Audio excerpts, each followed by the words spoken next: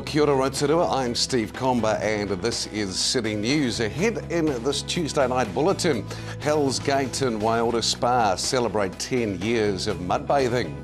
Funding for a trial to convert gorse-covered hills has been approved.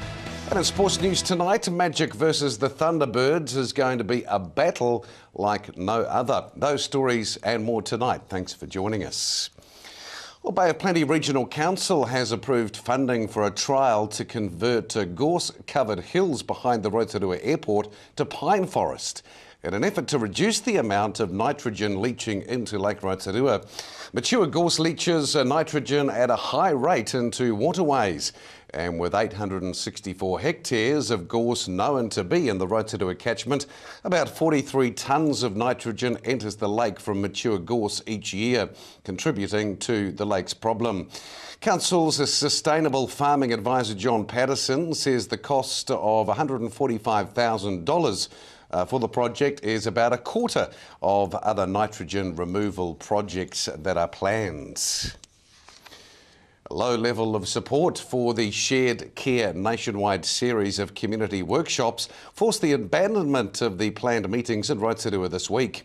The National Health IT Board and the Telecommunications Users Association of New Zealand were running the workshops with the aim to consult with the community about shared care patient records.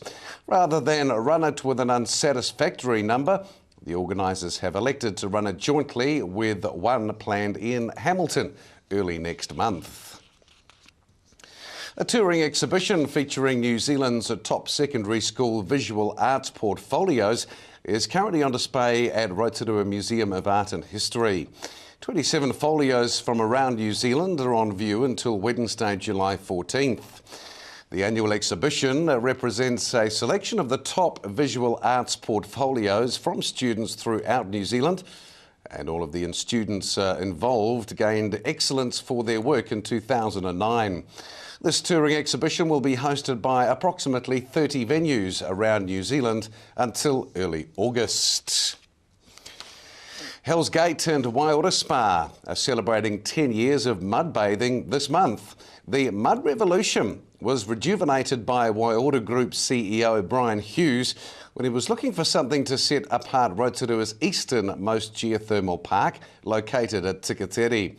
And since its birth 10 years ago, the mud baths have gone on to icon status in the tourism industry, culminating in winning 2 New Zealand Tourism Awards in 2007, one for innovation and the other for being New Zealand's top attraction.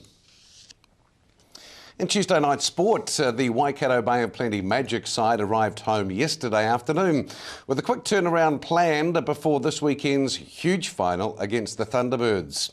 Magic's marketing manager Chris Buckley says the team management was still finalising plans, but it seemed 2 days training would take place this week before heading back to Australia on Friday for Sunday's match.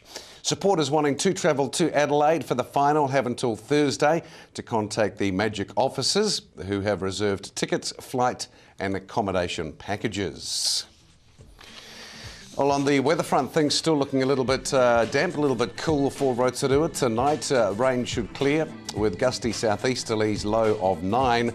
Cold snap through on Wednesday. Tomorrow, weather becoming fine, gusty southerlies developing, a high 13 and a low of 4. And through to Thursday, longer range, mainly fine, southwesterly winds easing, a high 14 and a low of 4.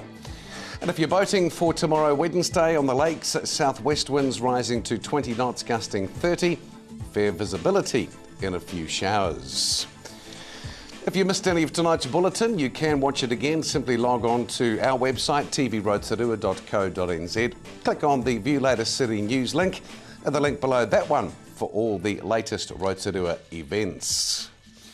Don't go away, off to a break, but we're back with Grant Kilby. He tells us more about the Festival of Wood 2011. Layla educates us on the importance of websites, and George has some awesome fun for the family at the Rotorua Museum over the school holidays. It's your news, Rotorua City News. We are back with more from your region next.